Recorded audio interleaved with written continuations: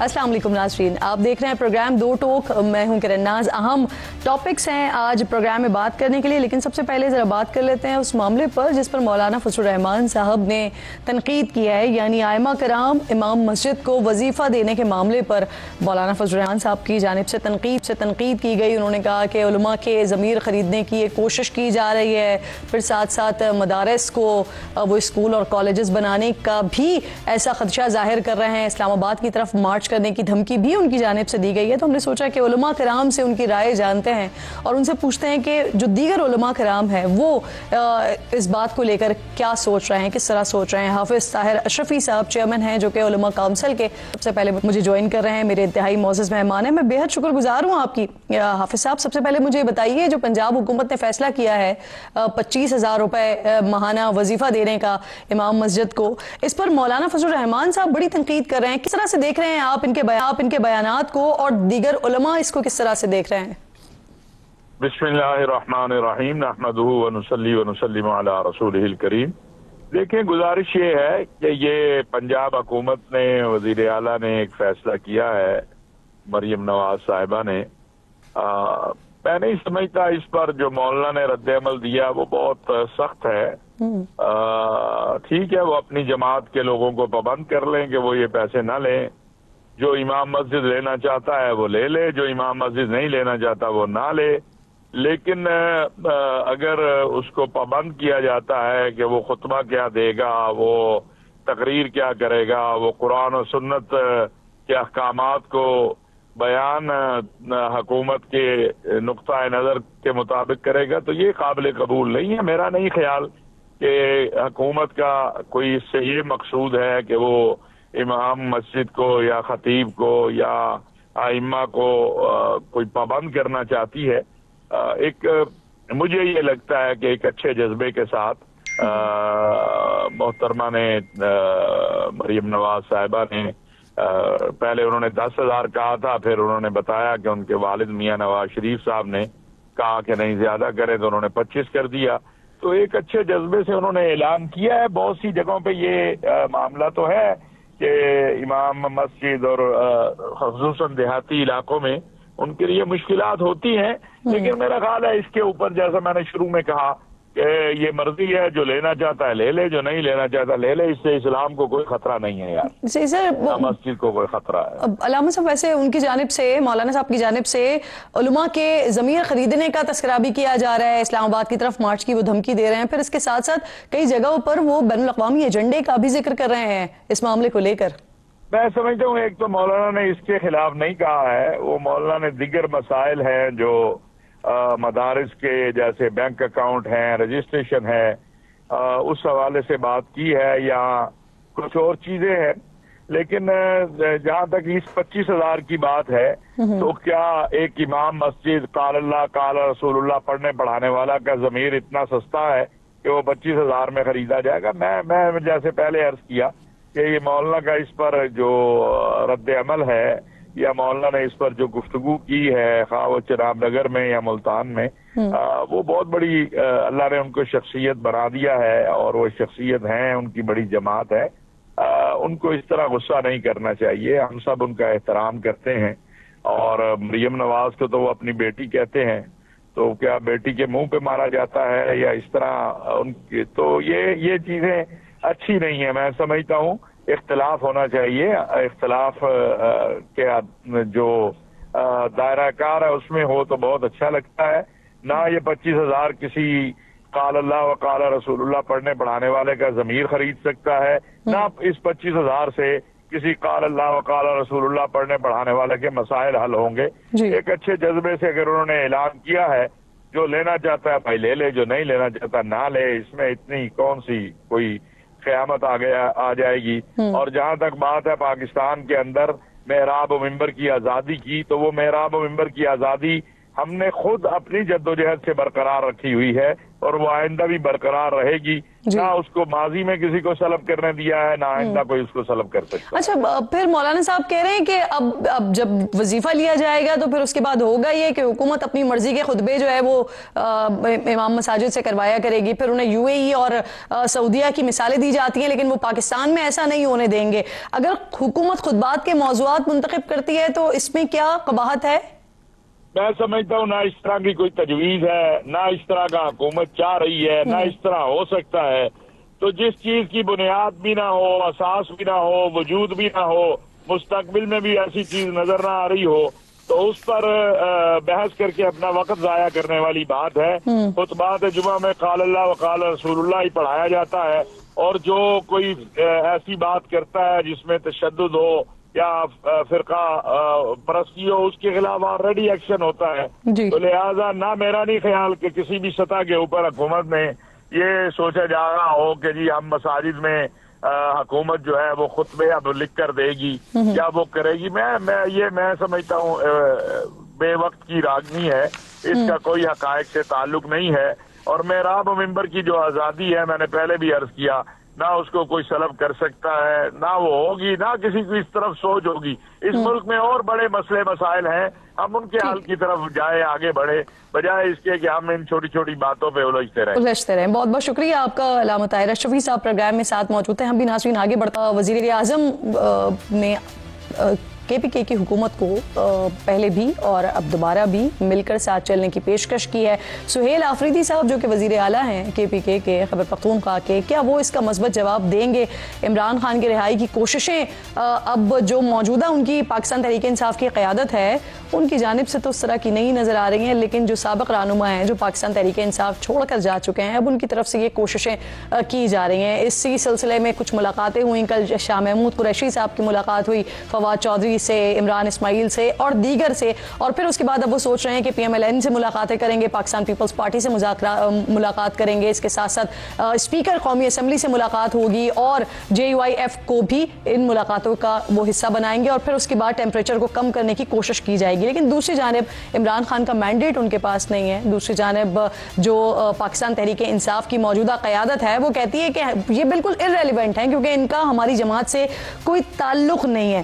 تو یہ کس طرف معاملہ سارا جائے گا؟ پھر اس کے ساتھ ساتھ سہیل آفریدی صاحب کے حوالے سے کل کچھ ویڈیوز آئی ہیں سامنے جس میں بتایا گیا ہے کہ 9 مئی کے دوران جو کچھ ہوا اس میں سہیل آفریدی صاحب کا اپنا کیا رول تھا، کیا کردار تھا، وہ یقیناً ناظرین نے ویڈیوز بھی دیکھی ہوں گی. اب اس کے اوپر بھی ایک بہت بڑا سوال ہے، یہ حکومت کے لیے بھی سوال ہے اور ڈیفینیٹلی جو خیبر پختونخوا میں حکومت ہے ان کے لیے بھی یہ بڑا سوال ہے. پھر کیبنٹ اجلاس میں جو پہلا اجلاس ہوگا اس میں ریڈیو پاکستان پر جو اٹیک ہوا، خیبر پختونخوا کی حکومت یہ سمجھتی ہے کہ اس کے لیے کمیشن بنایا جائے گا، لیکن ابھی کچھ دیر پہلے وزیر اطلاعات جب بات کر رہے تھے تو وہ کہہ رہے تھے کہ جب ساری چیزیں obvious ہیں تو پھر اس چیز کی کوئی ضرورت نہیں ہے کہ اس کے اوپر کمیشن بنایا جائے. کیا کرنے جا رہی ہے خیبر پختونخوا کی حکومت، مرکزی حکومت کس طرح سے خیبر پختونخوا کی حکومت کو لے کر چلے گی؟ ان تمام معاملات پر بات کرنے کے لیے پروگرام میں میرے انتہائی معزز مہمانوں میں شفیع اللہ جان صاحب جو کہ معاون خصوصی اطلاعات ہیں خیبر پختونخوا کے، مجھے جوائن کر رہے ہیں، اور اس کے ساتھ ساتھ وزیر مملکت ہیں حذیفہ رحمان صاحب، دونوں میرے انتہائی معزز مہمان ہیں. آپ دونوں کی میں شکر گزار ہوں. شفیع صاحب آپ سے بات کا آغاز کرتے ہیں. پہلے تو آپ نے عہدہ سنبھالا، اس کے لیے مبارکباد قبول کیجیے. آپ مجھے فرمائیے خان صاحب کی رہائی کے لیے یہ جو ایک مہم یا تحریک کا آغاز کرنے جا رہے ہیں فواد چودھری صاحب اور دیگر لوگ، ان کے بارے میں شیخ وقاص اکرم صاحب کل میرے پروگرام میں موجود تھے، وہ کہہ رہے تھے کہ یہ ارریلیونٹ ہیں، ان کا کوئی تعلق نہیں ہے، نہ ان کے پاس عمران خان کا کوئی مینڈیٹ ہے. صوبائی حکومت کس طرح سے دیکھ رہی ہے ان کوششوں کو؟ کیا وزیر اعلیٰ ساتھ دیں گے پاکستان تحریک انصاف کے سابقہ لوگوں کی کہ بسم اللہ الرحمن الرحیم؟ سب سے پہلے آپ کا شکریہ. بالکل پچھلے دن بھی فواد چودھری صاحب نے ملاقاتیں کی میں جو ہمارے ہیروز ہیں، جو قیدی ہیں ہمارے، ان کے ساتھ. لیکن بات یہی ہے کہ کیا واقعی ان کے پاس عمران خان صاحب کا کوئی مینڈیٹ ہے؟ ان کی بات کیا اثر ہوگا یہ سب سے پہلے دیکھنا پڑے گا. اور جہاں تک میرا ذاتی خیال ہے تو ان کی یہ ملاقاتیں بے سود ہوں گی، کیونکہ فواد چودھری صاحب پاکستان تحریک انصاف کا حصہ نہیں ہے. عمران اسماعیل صاحب جو ہیں وہ پاکستان تحریک انصاف کا حصہ نہیں ہے. آپ کو پتا ہوگا کہ 9 مئی کے بعد ان لوگوں نے سب سے پہلے پاکستان تحریک انصاف کو چھوڑا. یہ ذات خیال ہے کہ جو لوگ پاکستان تحریک انصاف کو مشکل وقت میں چھوڑ کے چلے گئے ہیں ان کی واپسی اب مجھے ممکن ہوتی ہوئی نظر نہیں آتی. باقی فیصلہ قائد عمران خان صاحب کا ہوگا. لیکن فواد چودھری صاحب کہتے ہیں کہ کئی سارے ایسے لوگ جنہوں نے پریس کانفرنس کی وہ بھی پی ٹی آئی میں واپس آ گئے. ایسی کوئی مثال اگر فواد چودھری صاحب سے آپ پوچھ لیں یا ہمیں بتا دیں کہ ایسی کون سی شخصیت ہے جو پریس کانفرنس کر کے تحریک انصاف چھوڑ کے گئے ہیں اور ابھی وہ تحریک انصاف میں, ایسی کوئی شخصیت سر مرزا آفریدی ہیں, اس کے علاوہ عمر ڈار, عثمان ڈار ہیں, اس کے علاوہ بپی صاحب ہیں. سر کتنے لوگ ہیں جنہوں نے پریس کانفرنسز کی تھی اور وہ پھر اب پاکستان کا دوبارہ حصہ ہیں. عمر ڈار, عثمان ڈار کی تحریک انصاف کا حصہ نہیں ہے. ان کی والدہ ریحان ڈار صاحبہ مشکل وقت میں کھڑ رہی ہیں, عمر ڈار صاحب مشکل وقت میں کھڑ رہے ہیں, وہ تحریک انصاف کا حصہ ہے. پریکٹیکلی عثمان ڈار صاحب تحریک انصاف کا اس وقت حصہ نہیں ہے. مجھے بتائیے کہ موجودہ قیادت کو, اگر یہ سوال آپ مجھ سے, جی آپ کو آواز آ رہی, تو مجھے بتائیے موجودہ قیادت شاہ محمود قریشی سمیت جو آپ کی اسیر قیادت ہے ان سے نہیں ملتی ہے, ان سے مشورہ نہیں لیتی ہے, ان کی جانب سے شکوہ بھی کیا جاتا ہے کہ ہم سے ملا نہیں جاتا, ہم سے مشورہ نہیں لیا جاتا.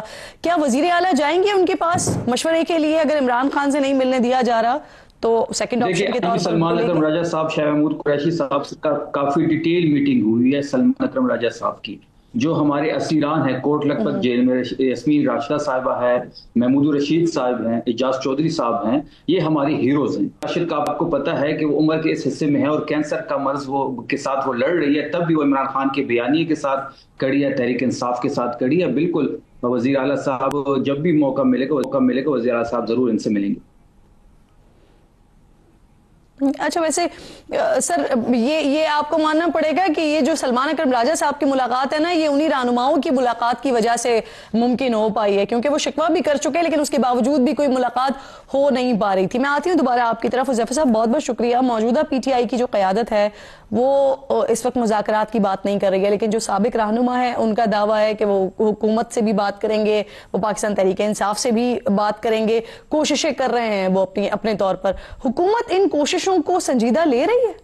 جی بہت شکریہ کرن صاحبہ. اگر آپ اجازت دیں تو میں 30 سے 40 سیکنڈ میں علماء کرام والے معاملے پہ ریسپانس آپ کو دے دوں, کیونکہ حکومت پنجاب کا موقف آنا ضروری ہے, یا مریم نواز صاحبہ کی سوچ اس کے پیچھے کیا ہے. پہلی بات تو یہ ہے کہ مولانا فضل الرحمان صاحب کا بہت احترام ہے. میں سمجھتا ہوں جو بیان آیا ہے یہ غلط فہمی کا ایک نتیجہ ہے, کیونکہ وہ یہ سمجھتے ہیں کہ علماء کرام ہوں یا مساجد ہوں یا مدارس ہوں ان کی کانسٹیچوئنسی ہے, اور ہے بھی. وہ شاید یہ سمجھ رہے ہیں کہ شاید حکومت یہ برائب کر یا یہ پیسے دے کر ان کی کانسٹیچوئنسی کو شاید جو ہے وہ کھینچنا چاہتی ہے اپنی طرف. حالانکہ پی ایم ایل این کا ایسا سٹائل ہی نہیں ہے, یہ پولیٹکس کا بھی سٹائل نہیں ہے ہمارا. آپ کو یاد ہوگا کہ چارٹر آف ڈیموکریسی کے بعد سندھ میں ہمیں کافی گیپ نظر آیا, اس کے باوجود بھی ہم نے اپنا جو آپس میں محبت پیار تھا اس کو نہیں توڑا.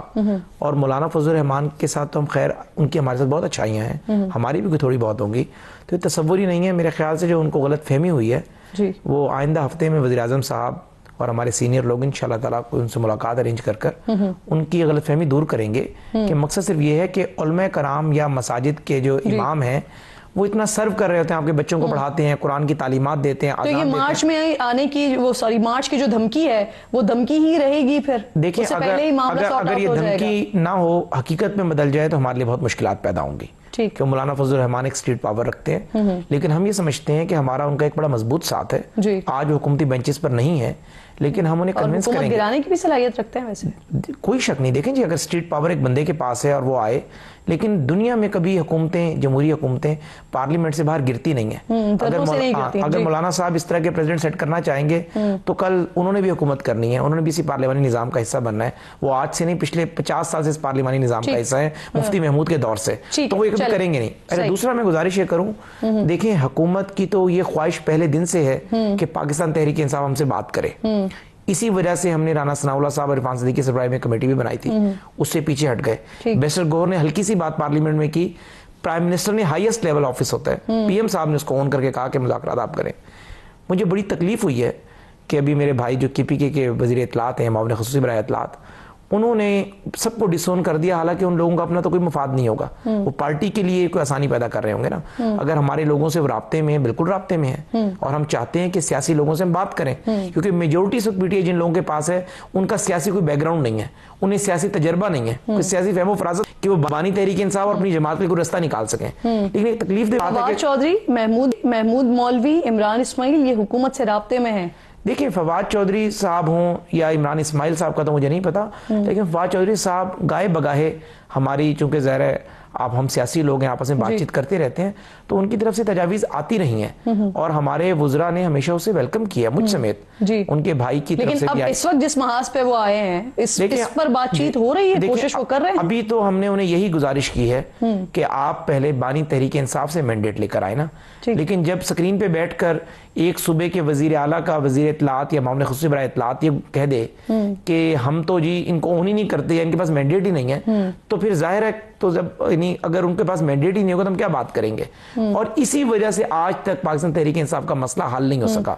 اگر یہ بات کر رہے تھے نا, آپ نے پاکستان تحریک انصاف سے آپ نے فواد چودھری کا یہ بیان سنا, یہ بات کی, انہوں نے آپ سے رابطہ کیا, اور پھر اس کے بعد آپ نے کہا کہ جا کے عمران خان سے مینڈیٹ لے کر آئیں یا عمران خان سے بات کر کے آئیں, پھر اس کے بعد ہم بات کریں گے. کرن بات یہ ہے, حکومت نے میسج دیا انہیں. دیکھیں کوئی حکومت کی لیول پہ ذرا وہ انہوں نے بات بھی نہیں کی, جی ظاہر حکومت کی کمیٹی بنتی, بانی تحریک انصاف نے مینڈیٹ دیتے, یہ بات ہے کہ ذاتی لیول کے اوپر ذاتی حیثیت, ہاں ذاتی حیثیت کے اندر فواد چودھری عرصے سے ایفرٹ کر رہے ہیں, آج سے نہیں کر رہے. میں آج آپ کو بتاؤں آپ کے پروگرام کے ذریعے 9 مئی کے بعد سے ایفرٹ کر رہے ہیں فواد چودھری ٹائپ لوگ, حکومت کی وزراء سے رابطے جا رہے ہیں, ان کے تعلقات ہر جگہ پر ہیں, پرانے سیاستدان ہیں کہ کوئی رستہ نکالا جائے.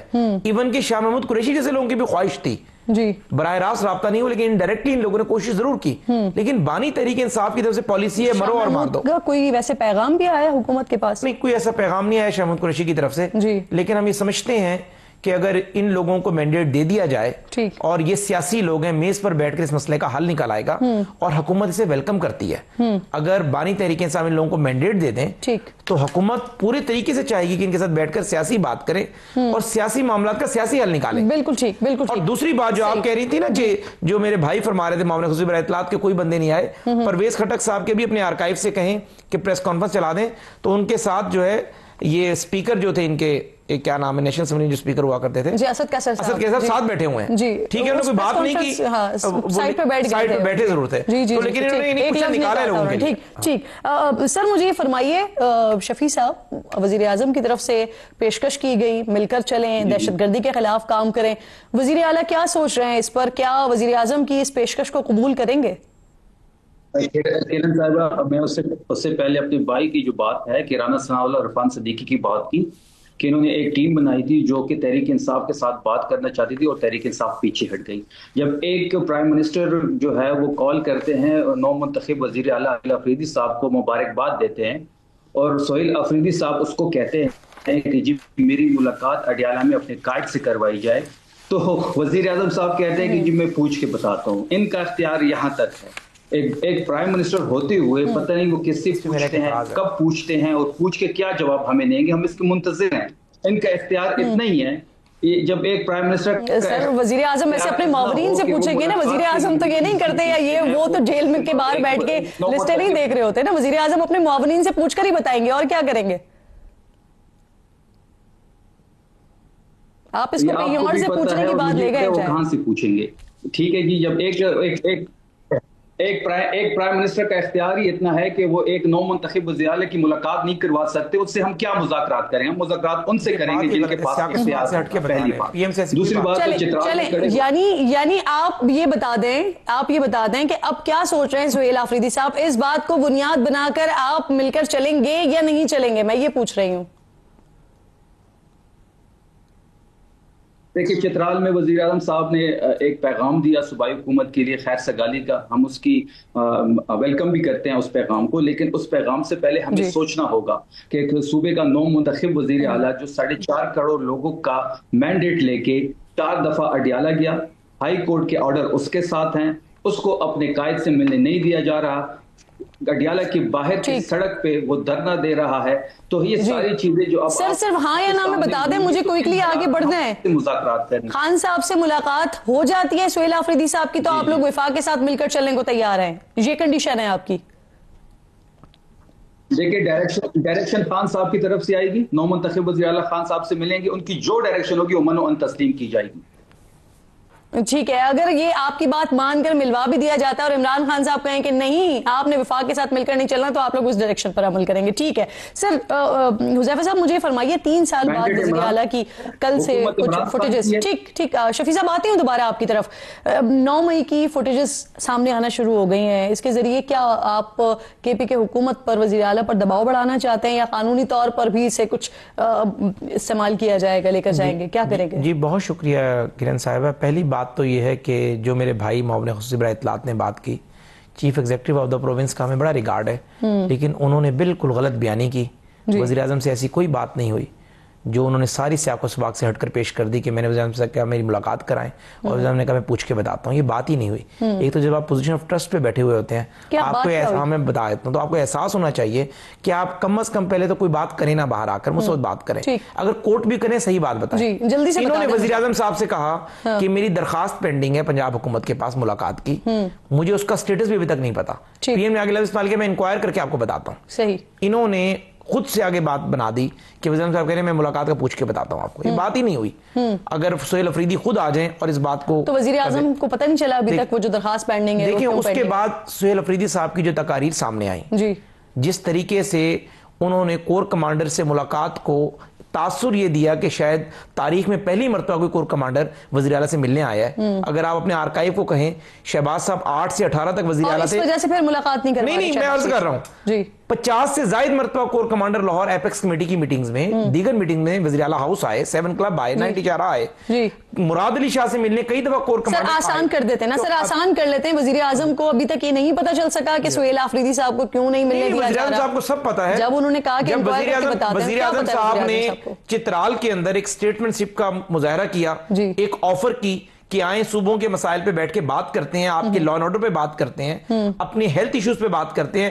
چترال صوبہ ان کا ہے، وزیر اعظم صاحب اربوں روپے کے پروجیکٹس وہاں پر دے کر آئے 2-3 دن پہلے جب ہم گئے ہیں. بات یہ ہے کہ جب آپ کی حکومت کو یہ پتا ہو کہ آپ نے بانی تحریک انصاف سے کیبنٹ کی ایکسپینشن یا کیبنٹ کی مشاورت کی نہیں ملنا، بلکہ آپ نے اسے ہدایت لے کر اسلام آباد میں چڑھائی کرنے کا خواب تھی. اور اگر آپ خود کہہ رہے ہیں کہ انکوائر کرنے کی بات کی تھی، سر کیا ایسا ہو جانا ہے ایک ملاقات کرنے، لیکن یہ ایک مسئلہ بنا ہوا ہے. اگر بانی تحریک انصاف نے یہ ہدایت دینی ہو کہ آپ نے پچھلے سال نومبر کی طرح اسلام آباد میں چڑھائی کرنی ہے اور مرو اور ماردو کی پالیسی پہ آپ نے اپنے وزیر اعلیٰ کو چلانا ہے، تو ظاہر ہے ہم روکا ہوا نہیں ہے، لیکن ہم نے اپنی ڈسکریشن ایکسرسائز نہیں کی. ہم ایک ایسے بندے کے لیے اپنی ڈسکریشن ایکسرسائز کیوں کریں کہ یہاں پر وہ چاہے کہ اسلام آباد میں نے خون خرابہ کرنا ہے.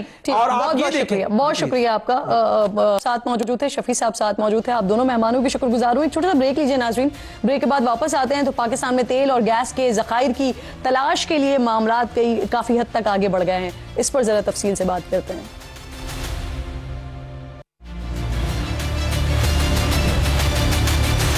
پروگرام میں ایک بار پھر آپ کو خوش آمدید کہتی ہوں ناظرین. 20 سال بعد پاکستان کے سمندر میں تیل اور گیس کے ذخائر تلاش کرنے میں بڑی اہم پیش رفت ہو رہی ہے.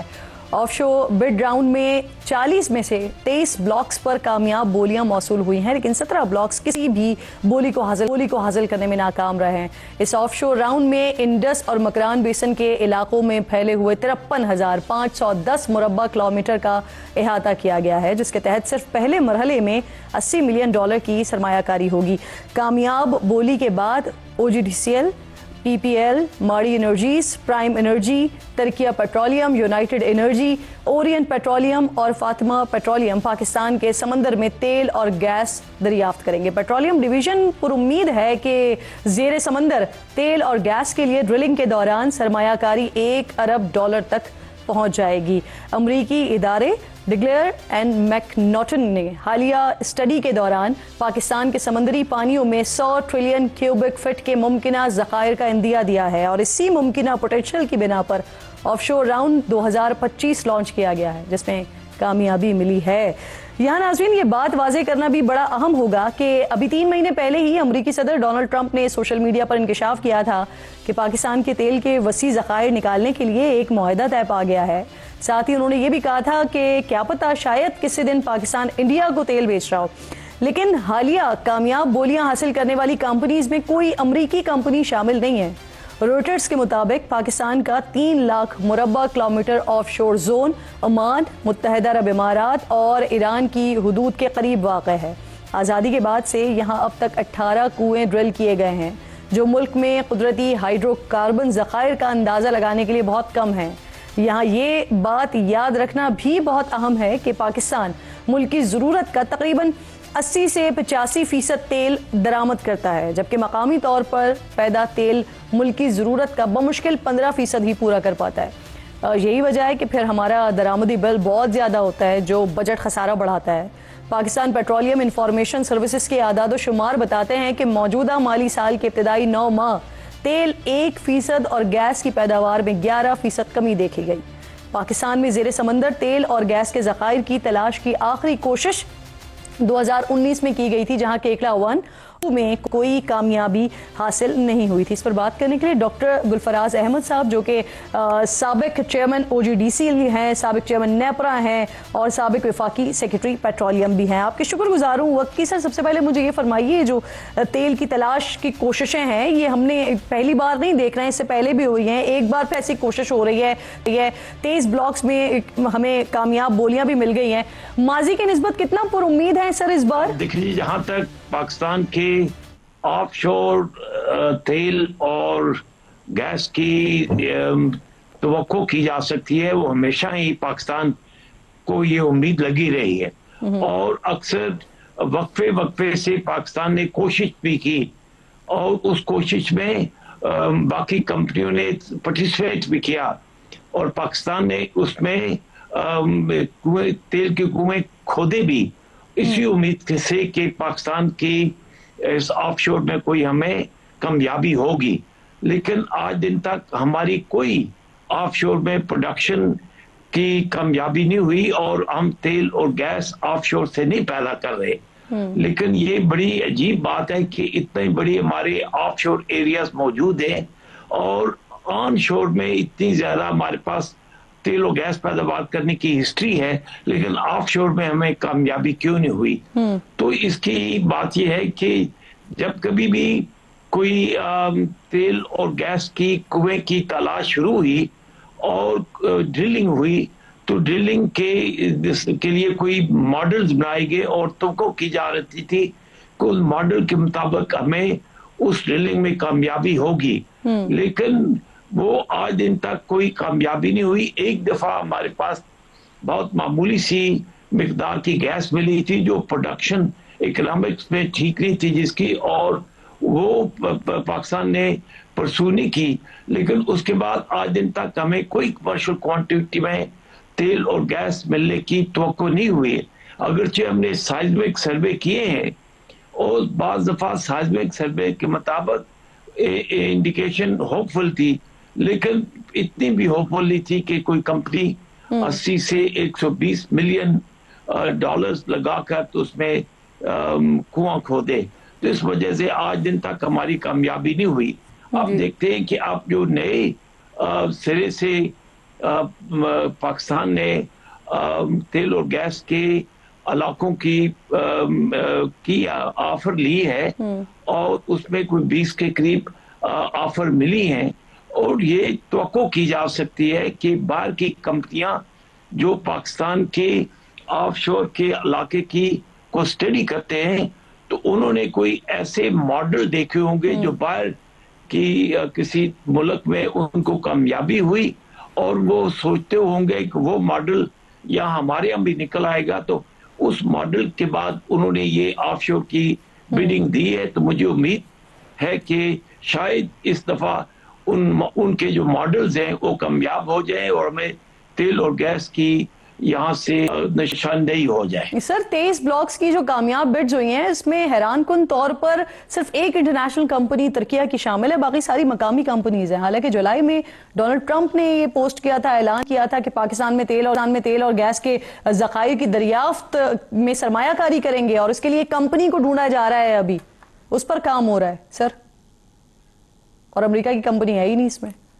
دیکھیے جی، جہاں تک امریکن کمپنیز کا تعلق ہے، انہیں میرے پاکستان کے آف شور میں کوئی دلچسپی سے نہیں ہے کہ اس کی ہسٹری कोई इतनी अच्छी नहीं रही। जो कनेडियन कंपनी ने भी किया, अमेरिकन कंपनी में जब भी उन्होंने ड्रिलिंग हाथ तक गए तो उसमें कामयाबी नहीं हुई। बस एक दफा आर्मर्ड हैमर ने बहुत ज्यादा उनकी कंपनी मशहूर कंपनी थी, तो उन्होंने बहुत ज्यादा तवक्को जाहिर की और बल्कि प्रेसिडेंट के हमारे उस वक्त एलाई साहब प्रेसिडेंट फारूक एलाई प्रेसिडेंट थे और उनके पास नक्शा लेकर गए और कहा कि हमें 250 मिलियन बैरल तेल मिलने की तवक्को है। लेकिन फिर वो उस कुएं की ड्रिलिंग हुई थी और आखिर दम तक बड़ी कोशिश हुई, सारे टेस्ट हुए, लेकिन वहां से कोई कामयाबी नहीं हुई। उसके बाद एक कनेडियन कंपनी भी, उसने भी मेहनत के साथ। सर, अमरीकी रिसर्च हमारे सामने है, हुकूमत इस पर बड़ी पुरुम्मीद है, बड़े दावे कर रहे हैं कि बड़ी इन्वेस्टमेंट आएगी। आपको इन दावों में क्या दम नहीं लग रहा? नहीं, हुकूमत के दावे को हम एक उम्मीद समझ सकते हैं, लेकिन अगर हिस्ट्री नहीं है पाकिस्तान के अंदर, ये हिस्ट्री नहीं है तेल और गैस की निशानदेही की, और अभी तक उसका साइंटिफिक सर्वे भी नहीं हुआ जिससे होप की जा सकेगी कि इसमें क्या उम्मीद आएगी। तो इस वक्त होप के ऊपर ही बेस्ड है ये। ठीक है, बहुत बहुत शुक्रिया आपका सर, प्रोग्राम में साथ मौजूद थे, हम गुफ्तगू आप कर रहे थे। एक छोटा सा ब्रेक लीजिए नाजरीन, ब्रेक के बाद वापस आते हैं, बात करते हैं।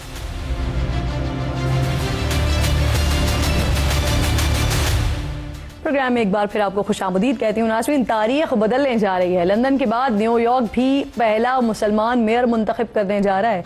अब तक के सर्वेज और इब्तदाई वोटिंग के रुझानात को देखते हुए ऐसा तकरीबन यकीनी हो गया है, लेकिन फिर भी हमें हतमी नताइज का इंतजार करना होगा। न्यूयॉर्क के मेयर के इंतखाब के लिए बाकायदा वोटिंग तो 4 नवंबर को होगी, लेकिन इब्तदाई वोटिंग का आगाज हो चुका है और अब तक 5,84,000 से जायद वोटर्स अपना हक राय दही इस्तेमाल कर चुके हैं। एटलस पोल्स के सर्वे के मुताबिक जो उन्होंने वोट का हक इस्तेमाल कर लेने वाले शहरियों की राय जानने के बाद जारी किया है, इसमें ज़ोहरान ममदानी 40% वोट्स के साथ दीगर 2 उम्मीदवारों पर सबकत लिए हुए हैं। साबिक गवर्नर एंड्रियो कोमो 34% के साथ दूसरे नंबर पर और रिपब्लिकन उम्मीदवार क्रिटस सल्वा 24% के साथ तीसरे नंबर पर हैं। आज से 1 साल पहले ममदानी को अमेरिका के बाहर ही नहीं बल्कि अमेरिका के अंदर भी लोग नहीं जानते थे। मुनफरिद इंतखाबी मुहिम और अवामी नारों ने ममदानी को अमेरिका के अंदर ही नहीं अमेरिका के बाहर भी मकबूलियत की बुलंदियों पर पहुंचा दिया है।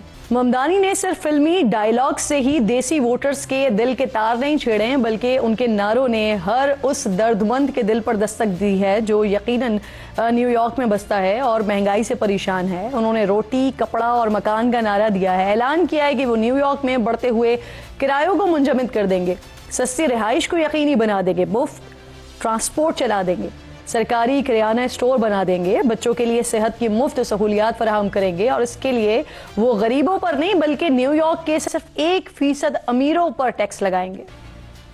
ममदानी को यहाँ तक पहुँचने के लिए मुखालिफत का सामना सिर्फ पार्टी के बाहर से नहीं बल्कि पार्टी के अंदर से भी करना पड़ा है। न्यूयॉर्क के साबिक गवर्नर एंड्रियो कोमो जो आज़ाद हैसियत में इस वक्त न्यूयॉर्क सिटी के मेयर का इलेक्शन लड़ रहे हैं, उनका ताल्लुक ममदानी की जमात डेमोक्रेट से ही है और वो प्राइमरी इलेक्शन में शिकस्त खाने के बावजूद मैदान छोड़ने के लिए तैयार नहीं है और अब तो उन्हें यहूदी लॉबी और अमरीकी अशराफिया की भी भरपूर हिमायत हासिल है जो ममदानी की जीत को रोकने के लिए अपने खजानों के मुंह खोल चुके हैं। अमरीकी नशरियाती इदारे CNBC के मुताबिक ममदानी की जीत को रोकने के लिए $40 मिलियन से जायद के फंड्स मुखालिफिन को दे दिए गए हैं, जो कि पाकिस्तानी रुपयों में तकरीबन 11 अरब रुपए से जायद बनते हैं। ममदानी ने सिर्फ न्यूयॉर्क की अशराफिया को ही निशाने पर नहीं रखा बल्कि उन्होंने न्यूयॉर्क के बाहर मजलूमों के साथ देने का भी वादा किया है, मजलूमों को भी नहीं छोड़ा है। उन्होंने फ़लस्तीन के लिए भरपूर आवाज़ उठाई है, इसराइली कत्लेआम की भरपूर मुखालिफत की है, भारत से ताल्लुक़ होने के बावजूद नरेंद्र मोदी को मुसलमानों का कातिल करार दिया है।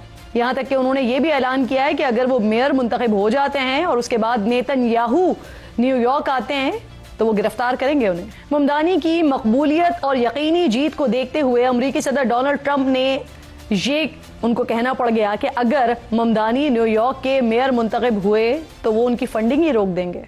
اب ناظرین، اگر زہران ممدانی جیت جاتے ہیں تو سوال یہ نہیں ہے کہ ٹرمپ کیا کریں گے بلکہ سوال یہ ہے کہ ممدانی جن لوگوں کے دلوں کی امید بنے ہیں، کیا وہ ان پر پورا اتر سکیں گے؟ کیا وہ نیو یارک میں وہ تبدیلی لا سکیں گے جس کا انہوں نے وعدہ کیا ہے؟ کیونکہ اگر وہ اس میں کامیاب ہو جاتے ہیں تو یہ نہ صرف امریکہ کے اندر مسلمانوں کے لیے نئی راہیں کھولے گا بلکہ دنیا بھر کے لیے تبدیلی کی شناخت بن سکیں گے، جس کا ذکر آنے والے انتخابات اور اس کی مہمات میں ہمیں جا بجا سننے کو ملے گا۔ پروگرام کا وقت ختم ہوا، ناظرین سے جمعے کو ملاقات ہوگی۔ اپنا اور اپنے ملک کا خاص خیال رکھیے، فلسطین کو، مقبوضہ کشمیر کو اپنی دعاؤں میں یاد رکھیے۔ اللہ نگہبان۔